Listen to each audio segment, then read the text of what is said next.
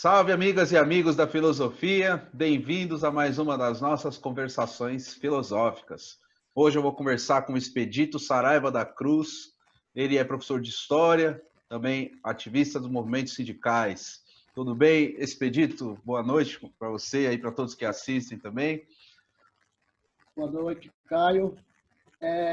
Boa noite, ouvintes das Conversações Filosóficas.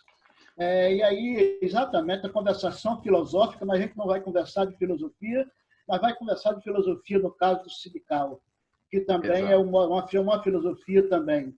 E aí, a questão do movimento sindical, em off, a gente conversando em outros momentos, em off, a gente conversando, a minha preparação, a entrada no movimento sindical se deu exatamente pela formação, vindo, no caso da faculdade, no caso do movimento estudantil, e depois, no caso, a entrada no movimento sindical, que, no meu entendimento, é uma grande contribuição no sentido de ajudar para, além de conquista do direito, somar com a classe trabalhadora, no caso, trabalhadores em educação. Eu falo, no caso, trabalhadores em educação, porque não é somente professores. No sindicato ao qual a gente faz parte, no caso, o Sintep, em Pernambuco, e aqui em Pernambuco, no Ceará, como trabalhador em educação também, como professor, a gente participa de outra atividade sindical também aqui, mas em Pernambuco a gente tem uma coordenação, no caso, a gente participa. Eu estou com 23 anos que trabalho como professor na rede estadual em Pernambuco, e a gente tem uma atuação do sindicato lá na construção da luta dos trabalhadores em educação por melhores condições de trabalho e melhores condições de salário. Porque, queira quer não, nós somos funcionários do Estado, mas o Estado ele não dá nada a ninguém de graça. O Estado ele impõe as políticas, no caso, desenvolve as políticas, mas a gente, enquanto trabalhador, a gente precisa reivindicar. Então, somando com vários outros companheiros, a gente tem companheiros no movimento sindical, e a gente tem essa tarefa de contribuir, discutir com os trabalhadores em educação a mobilização sindical e a imprimir a luta por melhores condições de trabalho. Tá certo, Expedito. Se você puder contar aí desses 23 anos, né? Como é que foram os avanços e os retrocessos que você percebe aí nesse longo período, onde é que foram as conquistas, o que ainda precisa ser feito? É muito interessante a pergunta, Caio. Valeu pela contribuição. A pergunta ajuda a gente a refletir, porque quando eu entrei no movimento, entrei no estado de Pernambuco, por exemplo, em 97, nós estávamos no auge das reivindicações sindicais, de conquistas sindicais. Pós 2003, com o movimento, no caso, com o governo, o governo do presidente Lula, de uma certa forma, o movimento sindical teve um certo resfriamento. Assim, não teve tanta movimento, tanta mobilização, que era exatamente para agir o contrário, já que nós tínhamos um governo que era do campo, no caso, dito de esquerda, então que o sindicato elaborasse as pautas de reivindicações para ir, no caso, para discutir, para conquistar. Eu digo, no caso, do governo federal, porque também nos governos estaduais, muitos deles, no caso, costuraram arranjos com o governo federal e as políticas, no caso, de certa forma, ficou meio que amarradas. As pessoas não reivindicaram tanto quanto deveria ser reivindicada. Tem uma discussão até que, em off, a gente discutiu, eu falei que a questão da conciliação de classe. Quer queira, quer não, mas são os trabalhadores em educação e trabalhador em educação que vende a sua força de trabalho. E aí a gente precisa reivindicar, mas conquistas, melhores salários para a classe trabalhadora. Por exemplo, eu assistindo recentemente algumas atividades do DIEESE, e o DIEESE dizia que, por exemplo, nós tivemos uma perca muito grande de salário. Por exemplo, hoje o salário mínimo era para ser, por exemplo, R$ 4.800. Quem ganha R$ 4.800 é um professor de nível médio já em final de carreira, com 200 horas. Isso depois de muita luta para conquistar, no caso, esse salário. Porque o salário início de carreira não chega a R$ 3.000. Assim, então, eu acho assim, a nossa luta é exatamente na conquista de trabalhadores em educação que queiram, além de associar, além de implementar a luta, também se associar. Porque a luta não se faz somente na questão não somente de participar dos movimentos, mas se dá também na contribuição. Todos nós sabemos que toda entidade, para sobreviver, ela precisa de recursos financeiros. Por exemplo, os sindicatos vivem, e se nós prestarmos atenção nas reformas que foram feitas agora, por exemplo, quase que tentaram eliminar os sindicatos, quando, por exemplo, tiraram, por exemplo, o imposto sindical. O imposto sindical, que era uma fonte de renda para os sindicatos, que aí as pessoas sendo associadas ou não, ela contribuiria com um dia de salário no mês de março para o sindicato. E aí a parte da quantia ia para o sindicato e aí ia sendo fatiado. Mas era instrumento de movimentação. E aí a gente que é trabalhador em educação, eu, por exemplo, sou trabalhador em educação tanto em Pernambuco quanto aqui no Ceará, e sou sindicalizado nos dois sindicatos. Uhum. É uma contribuição, no caso, parece grande, e não é, porque é apenas 1% do bruto. 1% do bruto. Que, para a gente, no caso, mensalmente, pode não ter muito significado financeiramente, mas, como diz o ditado bem popular, em grão a galinha enche o papo, com uma grande quantidade de trabalhadores em educação, cada um sindicalizando, fortalece, no caso, ajuda na questão financeira do sindicato e ajuda na luta. Só que a luta não é só feita somente por a questão da contribuição financeira. A luta ela é feita no dia a dia, no local de trabalho. E eu gosto muito de discutir com os nossos companheiros de trabalho, os pares, no caso, gosto de chamar de pares, no trabalho, que nós vendemos a nossa força de trabalho e a gente precisa discutir os nossos problemas. Por exemplo, na maioria das atividades que nós temos, muitas vezes, a gente encontra pessoas que vêm, pessoas do próprio campo, no caso, pai de alunos, que muitas vezes não entendem que a luta ela é importante. Por quê? Porque nós viemos de uma formação totalmente individualista, uma formação simplesmente para adentrar no emprego. Para muita gente, o trabalhador em educação, aí leia-se professor, para muita gente o professor ganha muito dinheiro. O professor de ensino médio. E muitas vezes, nós não temos a cultura de mostrar que nós estamos na condição que estamos, por exemplo, a maioria absoluta, no caso que nós estamos numa carga de professores, a maioria são de 30 a 50 anos, a maioria dos professores, e o salário máximo que se paga, por exemplo, aqui no Ceará, que paga razoavelmente, no caso, melhorzinho do que em Pernambuco, aqui não se chega a 5 mil, não se chega, no caso, bruto não, não se chega a 5 mil reais com 200 horas aulas, para você trabalhar 40 horas semanais.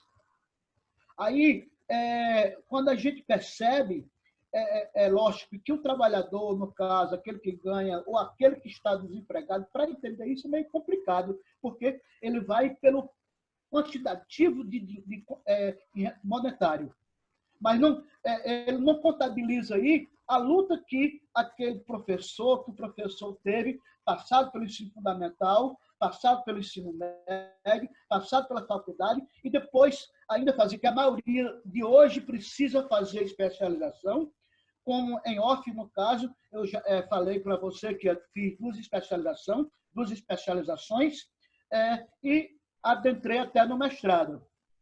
E no mestrado, eu estava exatamente, no caso, o meu problema, exatamente de pesquisa, era exatamente a dificuldade do trabalhador em educação, abrindo um leque para o professor, da dificuldade, porque que ele, da dificuldade dele engajar no movimento sindical, seja como trabalhador em educação e até mesmo como dirigente.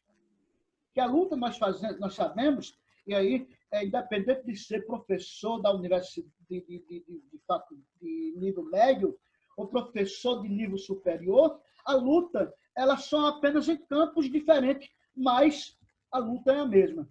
E nós sabemos o quanto é difícil para nós, enquanto trabalhadores em educação do ensino médio, para a gente, no caso, conseguir trazer o trabalhador em educação para o campo, no caso da luta.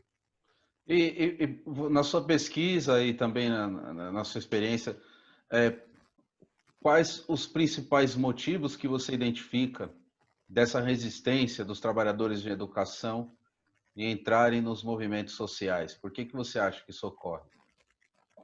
Olha, na maioria das conversas, o velho ditado que foi construído ao longo, por isso que eu disse na minha fala inicial, que de 2003 para cá, por conta de um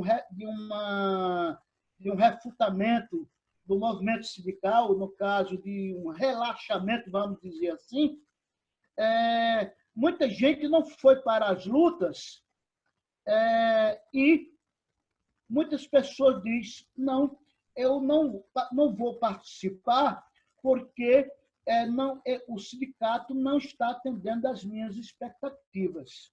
Esse é um problema, no caso, que eu estou querendo discutir com o sindicato, no caso, buscar elementos para discutir a respeito disso. O porquê que o sindicato não está mais atendendo às expectativas do trabalhador. E porque, no caso aí também, ver os dois lados. Qual até onde é a responsabilidade a motivação do sindicato, ou, no caso, qual a dificuldade que o sindicato está tendo de ir até a categoria, e o inverso da categoria ir ao sindicato. Fazendo algumas leituras, estou tentando buscar uma resposta para isso, no sentido de porquê da falta de interesse do trabalhador em educação em se sindicalizar.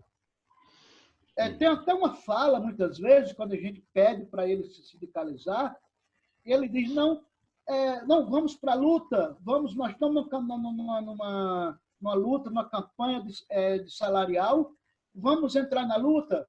Não, se você conseguir, se o sindicato conseguir, também vem para mim.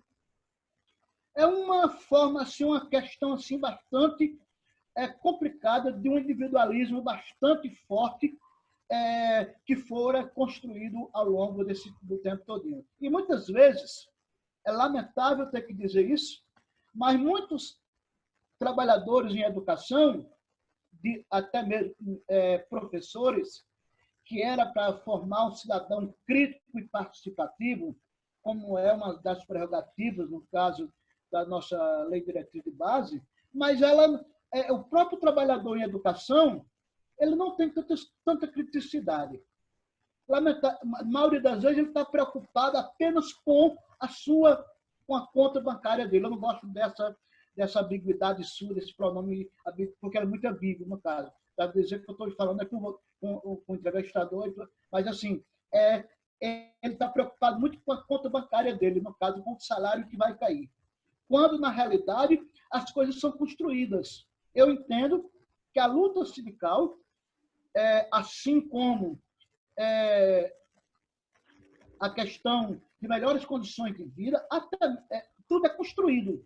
E para a gente construir, a gente constrói a partir de uma base sólida que foi construída, que foi formada ao longo do tempo nos nossos estudos, dependendo do que a gente, de que fontes a gente bebe, né? No caso que elas contribuem muito fortemente na nossa formação, positiva ou negativamente.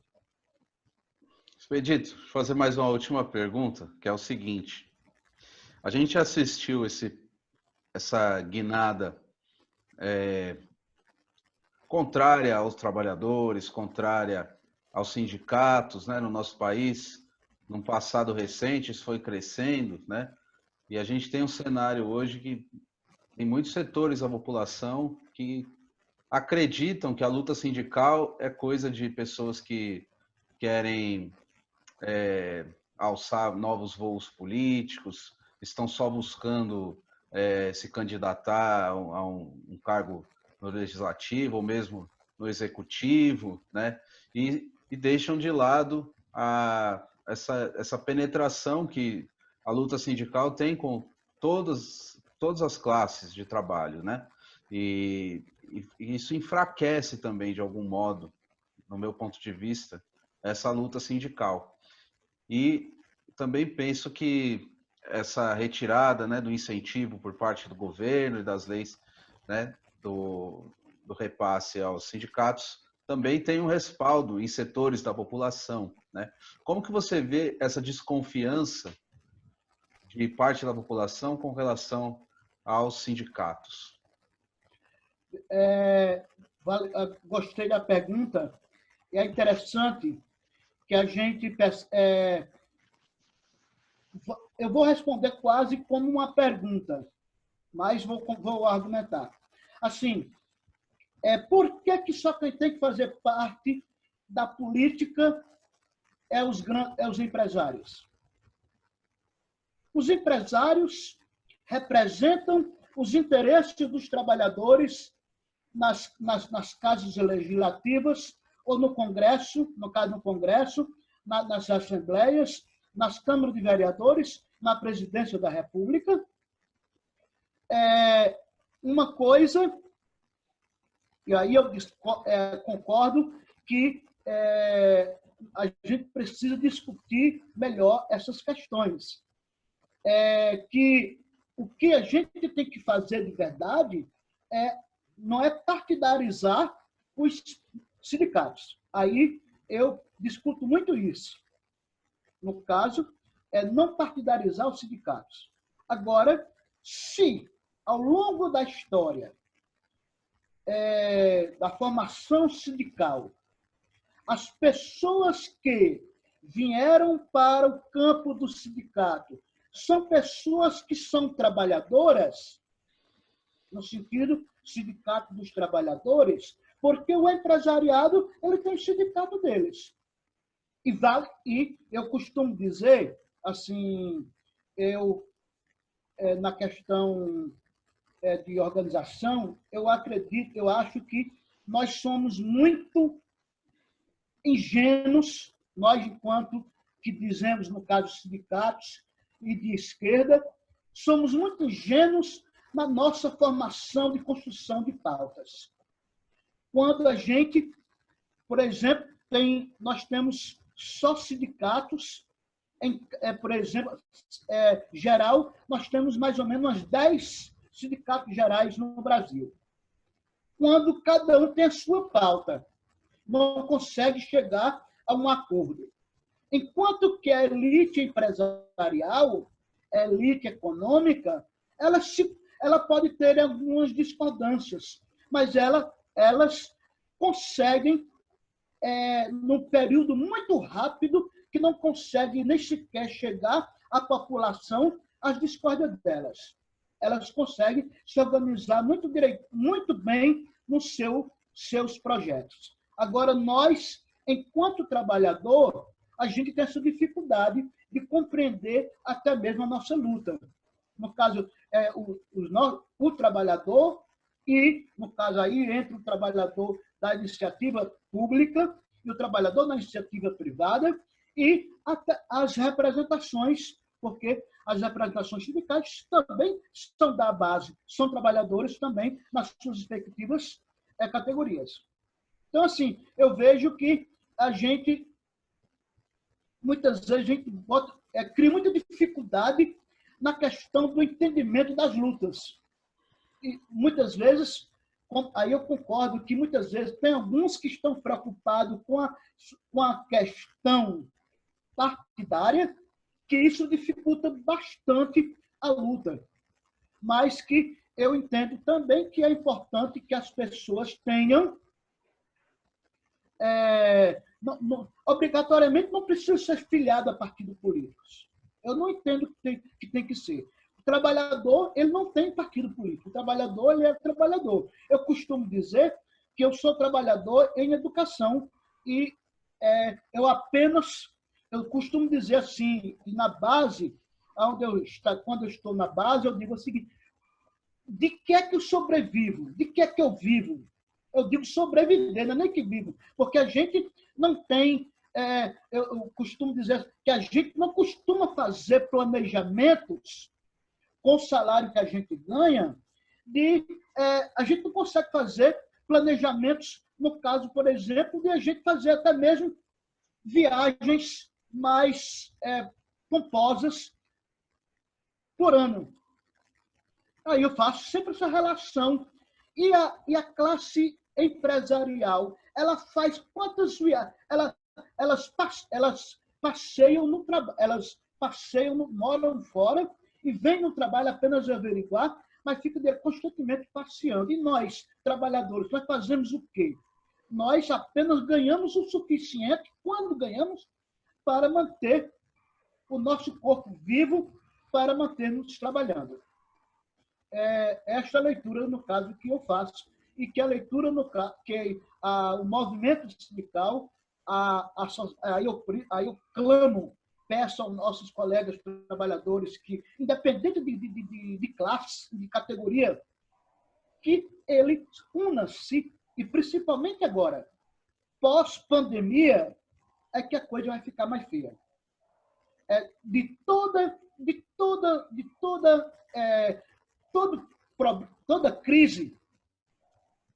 crise, só quem se fortalece é a elite. No caso, a grande burguesia. A gente chama o grande empresariado é quem se organiza, é quem consegue sair por cima. E o pobre, no caso, cada vez mais levando, no caso, desacertos. Tá certo, Expedito. Foi muito importante a sua fala. Você traz aí uma questão material, né, que é fundamental para que a gente possa continuar, inclusive, pensando, refletindo, tendo cursos de excelência no país. Sem isso que você traz, não tem possibilidade material de acontecer o debate filosófico em alto nível, né? Sequer qualquer debate. E se você quiser encerrar essa entrevista e dizendo suas considerações finais. Eu costumo dizer assim, a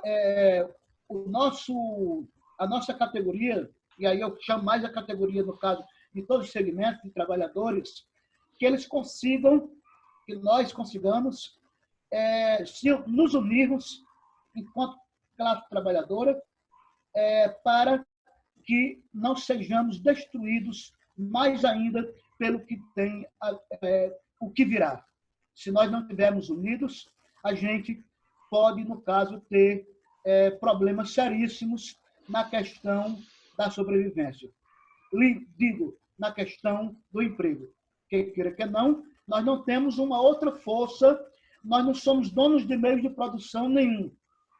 Eu costumo dizer, e aí, independente da categoria que a gente faça parte, apenas vendemos a nossa força de trabalho. Seja eu professor, trabalhador em educação, seja o trabalhador do comércio, seja o trabalhador da indústria, seja o trabalhador ele só vende a sua força de trabalho. Então, que a gente continue, ou se não esteja ainda associado, se associe, se organize, discuta os problemas com os pares. E a luta ela tem que continuar. Tá certo, Expedito. Por favor, conclua. Assim, eu quero agradecer aqui o canal e a sua paciência, no caso aí. Assim, é muito importante, assim, eu costumo dizer que nós não temos mídias para a gente falar. O seu canal ele é muito importante para abrir espaços. Eu tenho assistido às lives, no caso, eu fiquei, disse até para o professor Manuel, professor, mas eu sou apenas um graduado, um especialista, os outros são todos doutores. Como é que eu vou falar no canal do Caio? Mas aí eu agradeço, não, ele vai abrir para outras pessoas. Eu agradeço demais a você, agradeço a paciência e a gente vai se trabalhando na questão de a gente construindo conjunto. Muito obrigado. Eu que agradeço, Expedito. Foi muito forte sua fala, muito contundente e necessária nesse momento. E vocês que assistiram a gente também, agradeço. Fiquem ligados nas próximas conversações filosóficas.